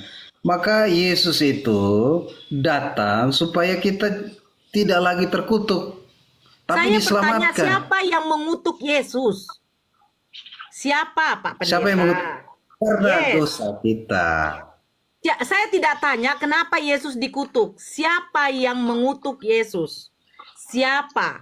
Itu merujuk kepada oknum. Karena dosa kita dia terkutuk, Mbak. Saya tidak tanya karena apa, Pak Pendetaku. Siapakah yang mengutuk menjadikan Yesus terkutuk? Iya, begini, dia tidak berdosa dijadikan dosa. dia makannya Pendeta, karena dosa kita. siapa Lah. yang masak di rumah Pak Pendeta? Bini saya, jelas merujuk ke oknum. Siapa yang menjadikan Yesus terkutuk? Siapa? Siapa? Siapa? Ya, Yesus mati di kayu salib karena kita, Mbak. Jadi kita nggak perlu. Tanya karena apa Yesus mati, Pak Ruben? Siapa? Ya, Siapa? karena kita. Saya Karena tidak kita. tanya karena kita, tanya apa? Saya tanya siapa yang menjadikan Yesus itu terkutuk? Karena Saya Yesus. nyalakan dulu. Nah, Ah, siapa? Siapa? Di sini kan dikatakan begini, kan? Dengan jalan menjadi kutuk. Berarti Yesus dengan jalan menjadi kutuk. Yesus dikutuk, dijadikan kutuk. Pertanyaan saya, siapa yang mengutuk Yesus? siapa yang mengutuk Yesus? Yes. Ya, yang mengutuk Yesus karena kita. Bukan Karena kita tidak terima dia, maka dia terkutuk. Pak Yunus. Pak Yunus contoh. Maling kundang dikutuk oleh ibunya. Karena apa? Karena dia durhaka. Itu jelas. Nah, Yesus menjadi kutuk, itu siapa yang menjadikan dia kutuk? Siapa, Pak Pendeta? Name. Who is mengutuk Yesus? Pak Pendeta, saya berpakai bahasa Indonesia. Who? Jangan garuk-garuk.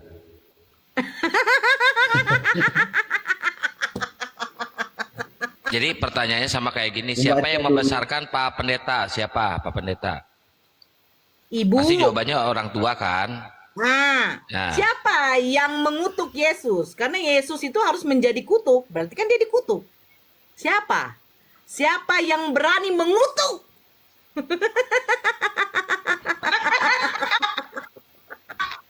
Dikencengin tab-tab layarnya teman-teman. Kalau dalam Yohanes 3 tanam. Yohanes 3 tanam, karena begitu besar kasih Allah akan dunia ini, sehingga ia mengaruniakan Karena anaknya begitu untuk besar. Siapa yang menjadikan Yesus kutuk? jadi Bapak memberikan anaknya ini supaya mereka yang percaya tidak Berarti Ini Bapak yang Pak Pendeta selamat. jawabannya ada tiga sebenarnya. Ada tiga. Bapak, iblis, dan manusia. Yesus sendiri Antara lah tiga Pak ini siapa? Pendeta. Oh, dia Siapa sendiri. yang menjadikan Yesus kutuk? Gini loh contohnya, dikit-dikit izin ya. Gini loh contohnya, Bunda Nora. Pernah dengar kisah Malin Kundang? Pernah dengar? Saya tadi sudah umpamakan itu, Nah, Bang Daman. Kira-kira, Malin kundang dikutuk oleh ibunya karena apa? Karena durhaka. ya itu karena ini kita tanya, Iya, siapa durhaka. yang Iya. mengutuk Malin Kundang? Ibunya. Nah, coba tanya siapa yang mengutuk Siapa ini? yang mengutuk Yesus? Pak Ruben. Yesus sendiri lah. Iya. Iya. Pak Pendeta Yesus Dia sendiri. tidak berdosa. Bunda Yota, dijadikan Bunda Yota Karena ini manusia Kristen kan ya? banyak dosa. Tanya dulu dia Muslim Kristen Bunda Nora. Itu dia Pak Pendeta. Kristen dia. Yesus sendiri. Dia Kristen. Oh. Jadi Ah, manusia Yesus yang sendiri menolak itu Pak Yesus Pendeta. Sebentar Bu Yota, sabar Bu Yota. Iya. Ini Pak Pendeta ini jangan di Pak Pendeta lagi berdiskusi dengan Ibu Gembala. Ah, udah. Yesus sendiri. Ya Biar sabar tobat manusia. Bu Yota, satu Yota pun tidak ada tidak digenapi oleh Yesus. Sabar Bu Yang Yota. gitu, satu Yota pun nggak Tak digulu. usah pun, hanya membantu ibu bapak pendeta aja. Makanya aku naik sini. Tak usah turunkan Ya, aja. sabar, gitu, sabar. udah. Berarti Ah. Anda mengajarkan Pak Pendeta itu tidak boleh. Pak Pendeta Iya. udah tinggi ilmunya, toh. Ibu Yota, sabar sebentar ya. Pak Yunus, gimana? Apakah Bapak tahu siapa yang menjadikan Yesus kutuk? A tidak, B iya. Ya, karena kita berdosa makanya. Saya tidak tanya karena. Karena kita Saya tanya berdosa. Siapa? Apa? Siapa? Siapa? Karena dosa, karena dosa. Saya tidak tanya karena apa Yesus dikutuk Karena karena dosa. dosa. Tidak. Saya tanya siapa Karena yang dosa. mengutuk Yesus. Siapa? Pak Ruben, angkat tangan gini dong. Bunda, Ibu Gembala, saya memang tidak tahu siapa ini. Tiba-tiba tertulis di Galatia 3 nomor 13. Saya juga pusing. Makanya- Seandainya Ibu Gembala jadi jemaat saya, hancur perpuluhan. Makanya gitu. Gimana? Selesai kita? Game over kita? Makanya baca baik-baik itu. Kristus telah menebus kita dari Kita kutuk hukum dari Taurat kutuk hukum Taurat. dengan jalan menjadi kutuk Menjadi karena kutuk. kita. Karena kita. Iya, Karena karena kita. kita. Itu sebab berarti. Nah, pertanyaan saya, siapa yang menjadikan Yesus Iya. kutuk? Siapa? Karena dosa lah Yesus. Saya tidak tanya karena apa Ya, Yesus mati di dijadikan kayu salib. kutuk. Pak Pendetaku, siapa yang menjadikan Yesus dikutuk di dalam Galatia 3 nomor 13? Siapa? S-I-A-P-A. Pak Pendeta, kalau ditanya pertanyaan, jawabannya bukan karena. Siapa Pakai Pak ilmumatik Pe? ya. Iya, dia memberi, artinya masalah ini Pak. Yesus ini memberikan dirinya untuk menjadi tebusan. Dia sendiri yang Iya, mau oke. menyelamatkan umatnya. Siapa di dalam Galatia 3:13, siapa yang menjadikan Yesus terkutuk? Siapa? Siapa? Pak Pendeta. Kalau Mbak Nora Bapak, tidak terima pernyataan, kan Mbak Nora jawab sendiri Mana saja. ini? Selamat malam, selamat malam. Mana ini yang pandai? Mana? Yang pandai ya kamu diam aja dulu. Kalau kamu mau pandai jangan ada dengar di Ya, sini. ya pelacur, ya pelacur, ya pelacur. Kata Suki kamu pelacur gitu. Apalah yang satu ini. Begini ya kalau ajaran Yesus ya. Kayak gini ya Pak Pendeta ya. jangan cemberut Pak Pendeta, jangan cemberut. Senyum dong, senyum. Jangan cemberut. Saya Pak Pendeta dihina bagaimanapun oleh jemaah-jemaah Pak Pendeta, saya tidak masalah.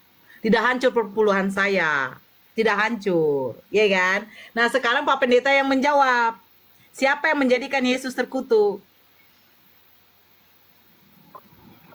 Ya, dia sendiri datang ke dunia supaya menjadi kutuk dan menyelamatkan Berarti Yesus umatnya mengutuk dari dirinya dosa. sendiri. Yesus mengutuk dirinya sendiri.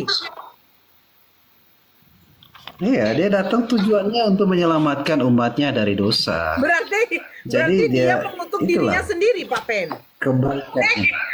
Nah, kalau ini pas jawabannya Bunda Nora, dia mengutuk dirinya sendiri untuk menebus dosa manusia. Nah, ini pas. Oke, jadi yang mengutuk Yesus itu adalah dirinya sendiri. Ya? Betul? Karena kita. Saya tidak tanya karena. Jadi kita kalau Siapa mau yang- belajar firman, Siapa yang menjadikan Yesus terkutuk adalah Yesus sendiri, gitu ya. Pak Yunus yang bilang. Pak Yunus bilang begini, saya tidak akan mau naik lagi kalau ada si Nora ini. Jadi Pak Pendeta yang ngomong, pertanyaannya susah-susah kali katanya. Jadi yang mengutuk Yesus itu adalah dirinya sendiri. Kita kunci, gimana Pak Pen? ya dia tidak berdosa dijadikan dosa. Yang Dia memberikan mengutuk nyawanya sebagai yang mengutuk tebusan. Yesus adalah Yesus sendiri. Gimana? Kita kunci? Iya, karena memang begitu jalan Oh, dia berarti mau Yesus lah menyelamatkan yang umatnya mengutuk. seperti itu. Oke, saya terima jawabannya. Yesus yang mengutuk Cuma- dirinya sendiri. Dia memberikan karena manusia tidak mengerti atas keselamatan itu. Bang, Pak Makanya Pen. dia membuktikan Biar kita kunci, kasihnya, Pak. memberikan nyawanya. Jangan digaruk dulu, Pak Pen. Kita kunci. Kita kunci. Yang mengutuk Yesus di dalam Galatia 3 nomor 13 adalah Yesus sendiri. Betul? Iya. Oke. Sekarang kita baca. Kristus telah menebus kita dari kutuk hukum Taurat. Yang mengutuk hukum Taurat itu adalah Yesus sendiri. Ya, berat. Ya, dengan jalan menjadi kutuk karena kita. Berarti Yesus sendiri yang mengutuk dirinya sendiri. Oke ya? Sebab Karena kita. ada tertulis, ya, sebab ada tertulis, terkutuklah orang yang digantung pada kayu salib. Nah, tertulis di mana ini?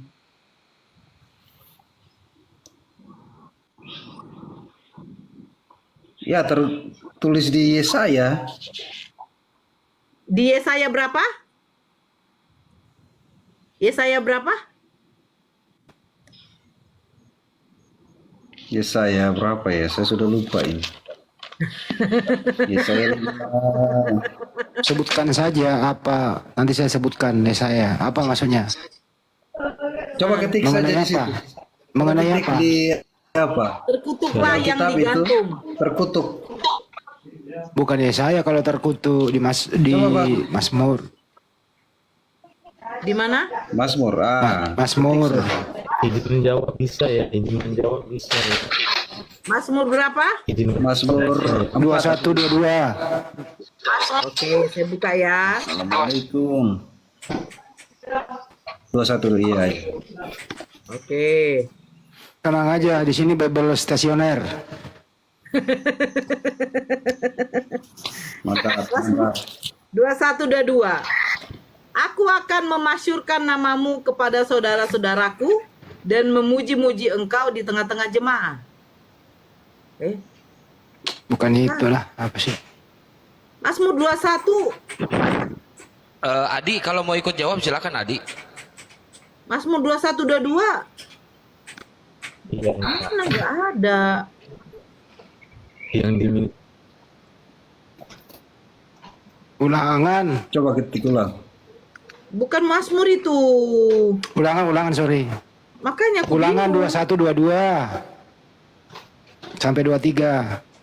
Ulangan 21 22 23. Mazmur lagi salah ngomong gua. Apabila Ulangan. seseorang berbuat dosa yang sepadan dengan hukuman mati, lalu ia dihukum mati, kemudian kau gantung dia pada sebuah tiang, maka janganlah mayatnya dibiarkan semalam-malaman pada tiang itu. Tetapi haruslah engkau menguburkan dia pada hari itu juga, sebab orang yang digantung terkutuk oleh Tuhan. Ya kan? Pak Pendeta baca. Orang yang digantung terkutuk oleh Tuhan, janganlah engkau menajiskan tanah yang diberikan Tuhan Allahmu kepadamu menjadi milik pusakamu. Pak Pendeta udah? Iya. Nah, Sudah percaya?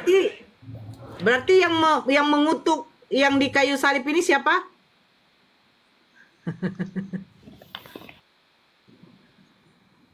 Iya, karena kita. Pak Pendeta, capek memang saya. Saya yang capek juga. Siapa Yang mengutuk di situ Tuhan. Oh. Sebentar, izin. Bang Andi, lanjut dulu, ada pesan. Terusin dulu, yang mengutuk itu Tuhan. Terusin dulu aja. Iya. All.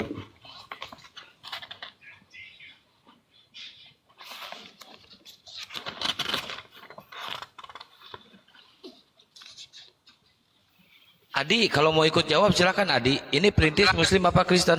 Perintis. Perintis. Kristen.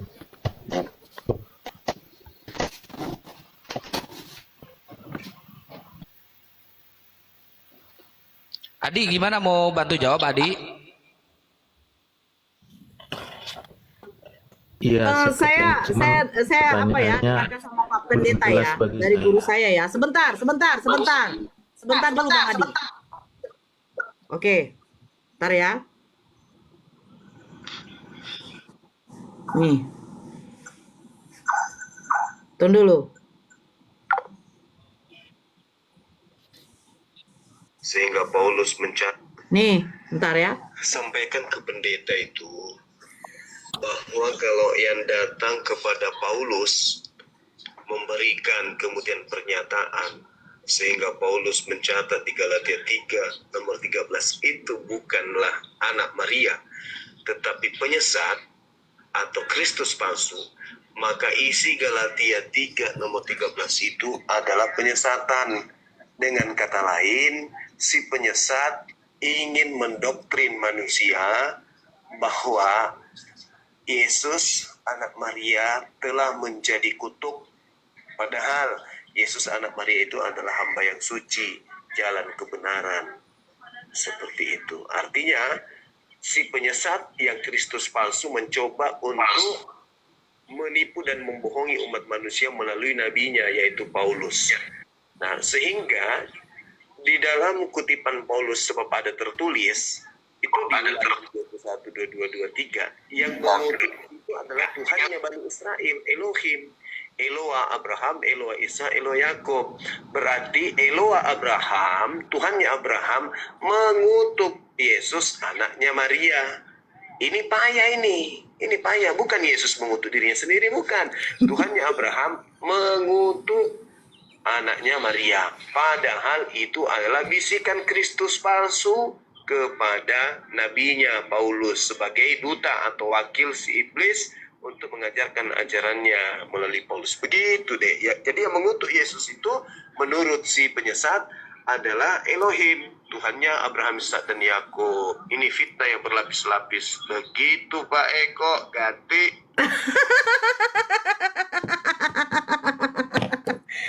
Ganti Pak Eko, silakan ditanggapi. Pak Yunus Ruben, dibuka mute-nya. Ya. Siapa itu yang suaranya siapa? Pendeta mana itu dia? Dia itu. Pendeta Hah?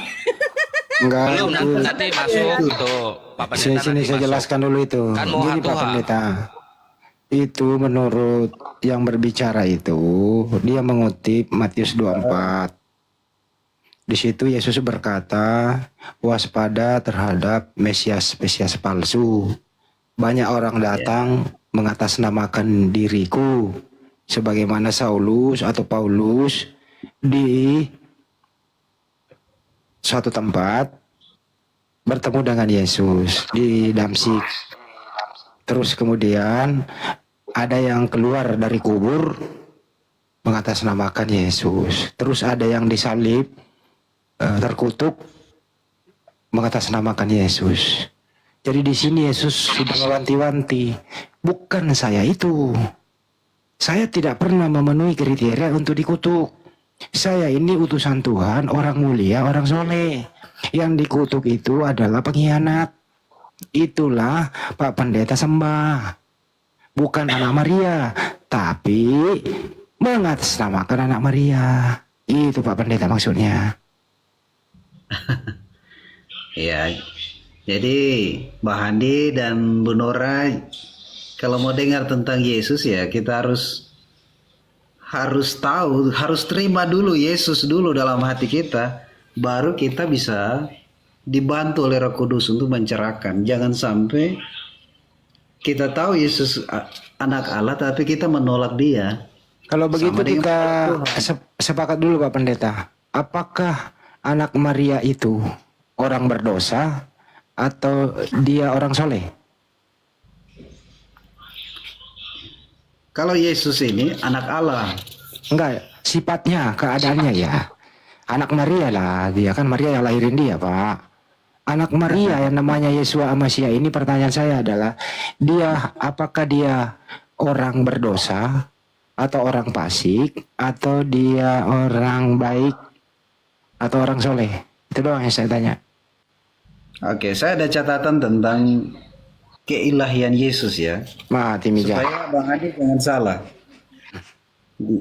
Gelar keilahian Yesus ini gelarnya adalah anak Allah. Banyak dicatat di Nanya itu loh.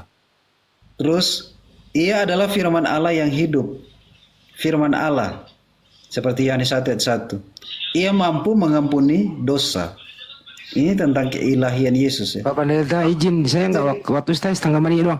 Pertanyaan saya, Yesua sama si anak Maria ini orang soleh atau orang fasik? Ya, orang soleh ya. Orang soleh. Ya. Boleh nggak Setan membunuh? itu Boleh nggak dia membunuh? Oke cukup. Boleh nggak membunuh orang soleh terus dikutuk?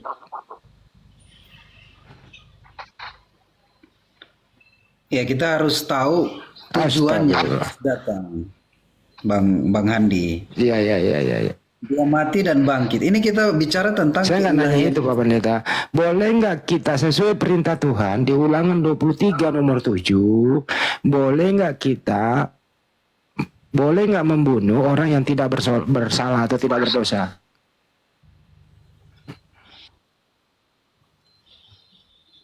Kalau membunuh orang yang tidak berdosa. Iya, boleh atau tidak? Ya, tentu tidak boleh lah. Tidak boleh. Berarti bukan sesuai perintah Tuhan, bukan anak Maria yang mati terkutuk karena tidak boleh membunuh dia, kata Tuhan. Mana lo?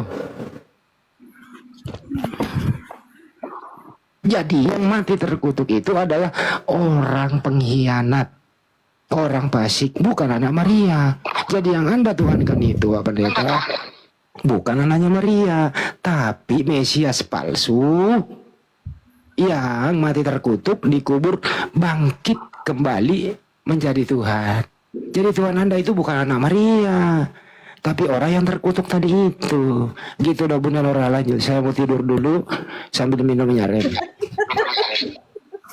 Jadi gimana Pak Pen? Masa Yesus mengutuk dirinya sendiri? Yesus mengutuk hukum Taurat, sementara Yesus pelaku hukum Taurat. Jadi Saya tadi begini. sebenarnya penasaran sama pernyataan dari Pak Pendeta tentang kesaksian Paulus sebenarnya. Kan ini gara-gara Paulus ini. Paulus Galatia kan itu adalah suratnya Paulus. Dia yang menuliskan tentang Yesus terkutuk, ya kan? Nah, Paulus juga yang menuliskan tentang kutuk hukum Taurat. Nah, sekarang pertanyaannya begini. Sejak kapan Yesus itu bertemu dengan Paulus? Di mana ketemunya? Jadi Yesus ini viral. Kesaksiannya viral, dari lahirnya viral sampai Ya. kematiannya Bukan viral Pak Pendeta, FYP. Oh, Jangan iya. dipotong. Lanjut. Jadi- lanjut. Jadi Paulus ini tahu tentang Yesus. Apakah Yesus Nah, mengenal Paulus? dia bertemu dengan Yesus lewat suara itu juga, pemakaiannya. Di dalam Kisah Para Rasul 9 dengan 22, betul? Iya, Kisah Para Ya. Rasul. 9 dengan Kisah Para Rasul 22. Iya kan? Ah, kenapa? Nah, sekarang di dalam Kisah Para Rasul 26 nomor 12 yang perikopnya, Paulus menceritakan pertobatan dan panggilannya. Ini sejalan dengan Kisah Para Rasul 9 dengan Kisah Para Rasul 22, betul? Coba Pak Kisah Pen Rasul buka. 9 dengan 26, Kisah Para Rasul 26.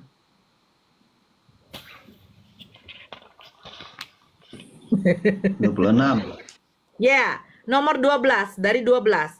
Perikopnya Paulus menceritakan pertobatan dan panggilannya. Iya. Oke, saya bacakan ya, Pak Pen.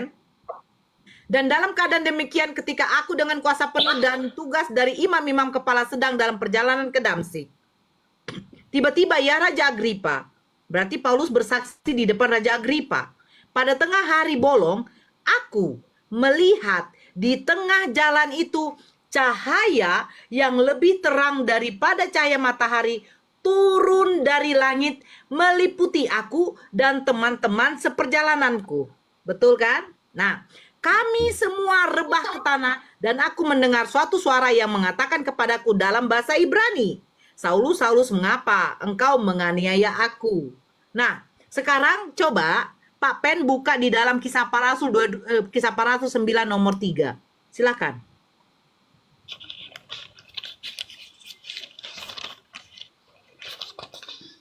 9, iya. Ya, nomor 3, coba dibacakan.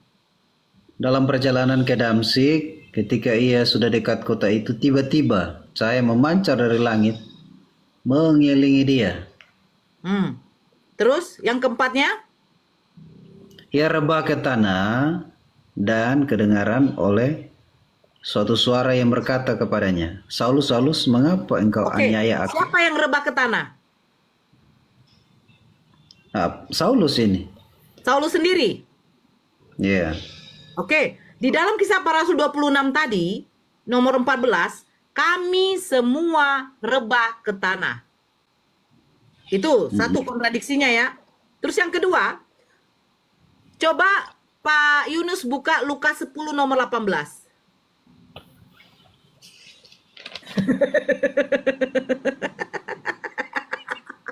Jangan geleng kepala Pak Yunus. Lukas 10 nomor 18.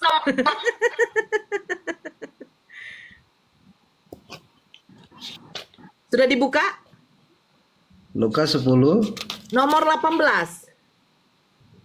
Saya bacakan. Oke, saya bacakan yang Kisah Para Rasul 26 nomor 13.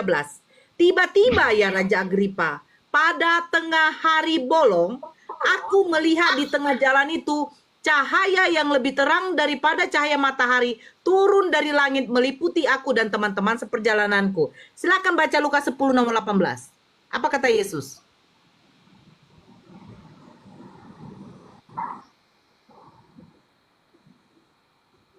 Jangan berfirman dalam hati. Nah, ini apa hubungannya di sini? Loh, baca dulu, baca Kembali ke dulu. 70 murid. Kemudian ke-70 murid itu kembali dengan gembira dan berkata kepada Tuhan, juga setan-setan takluk kepada kami demi namamu. Ya. Lalu kata Yesus kepada mereka, aku melihat iblis jatuh seperti kilat dari langit. Nah, yang jatuh dari langit kata Yesus itu seperti apa? Ini Iblis beda jatuh dari langit kata Yesus itu seperti apa?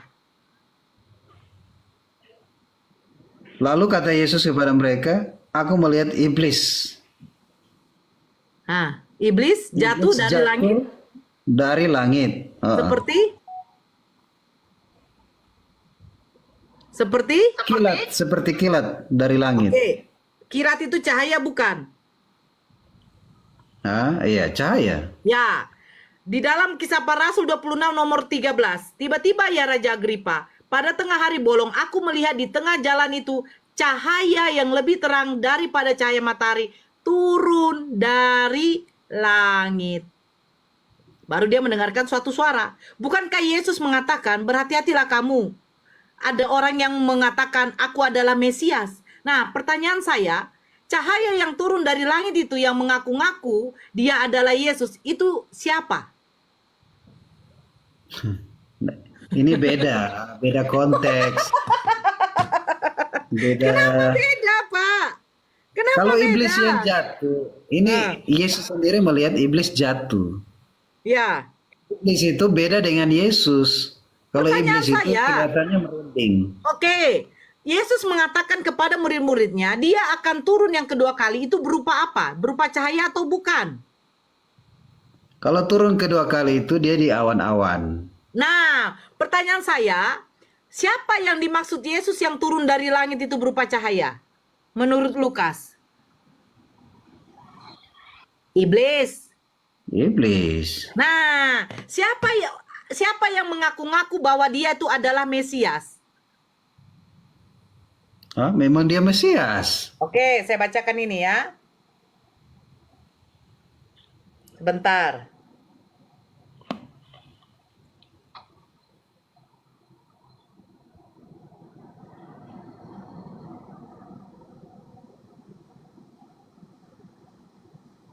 Oke, di dalam Matius 24. Coba buka, Pak.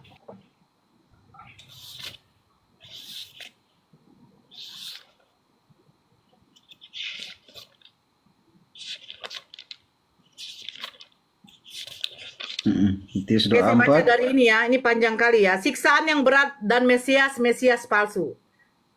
Jadi apabila kamu melihat pembinasa keji berdiri di tempat kudus, menurut firman yang disampaikan oleh Nabi Daniel pada para pembaca yang dalam memperhatikannya, maka orang-orang Yudea, saya baca bla bla bla bla, 21. Sebab pada masa itu akan terjadi siksaan yang dahsyat seperti yang belum pernah terjadi sejak awal dunia sampai sekarang, dan yang tidak akan terjadi lagi. Dan sekiranya waktu tidak dipersingkat, maka dari segala yang hidup tidak akan ada yang selamat. Akan tetapi, oleh karena orang-orang pilihan waktu itu akan dipersingkat. Pada waktu itu, jika orang berkata kepada kamu, lihat, Mesias ada di sini, atau Mesias ada di sana, jangan kamu percaya. Sebab Mesias-Mesias palsu dan nabi-nabi palsu akan muncul dan mereka akan mengadakan tanda-tanda yang dahsyat dan mukjizat-mukjizat sehingga sekiranya mungkin mereka menyesatkan orang-orang pilihan juga. Pertanyaan saya, Mesias ada di sana, Mesias ada di sini. Itu adalah pernyataan Yesus. Nah, sekarang di dalam Lukas 10 nomor 18, Yesus mengatakan kepada murid-muridnya, aku melihat iblis jatuh seperti kilat dari langit. Nah, di dalam Kisah Para Rasul 26, kesaksian Paulus kepada Raja Agripa, dia melihat cahaya yang lebih terang dari matahari mengelilingi dia, jatuh juga dari langit, dan mengaku bahwa itu adalah Mesias. Pertanyaan saya, cahaya apa? Maksudnya, siapa yang mengaku dia itu adalah Mesias yang berupa cahaya?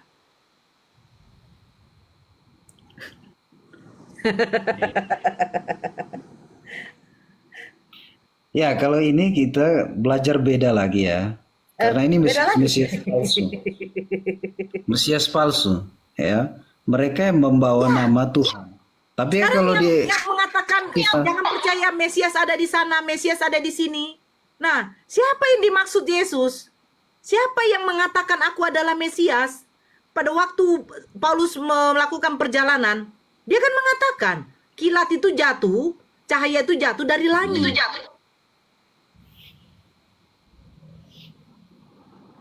Iya, beda lah ini, beda. Beda lagi. Beda. Yesus dengan Yesus datang kepada Paulus, ini tujuan khusus, ya, tujuan khusus untuk pertobatan dari Misi khusus. Paulus. Misi khusus. Tujuan khusus untuk ini. Tetapi kalau ini kan tentang akhir zaman. Nah, kita sekarang ada di akhir zaman. Ya, seperti berita-berita tentang Mesias palsu, yaitu sudah ada di zaman-zaman akhir ini. Saya bertanya Pak Pendeta, siapa yang mengaku Mesias ada di sana, Mesias ada di sini? Siapa yang dimaksud oleh Yesus? Ini kalau bicara di ayat Matius 24 ini tentang akhir zaman. Bahwa akan datang suatu masa siksaan yang sangat ngeri begini.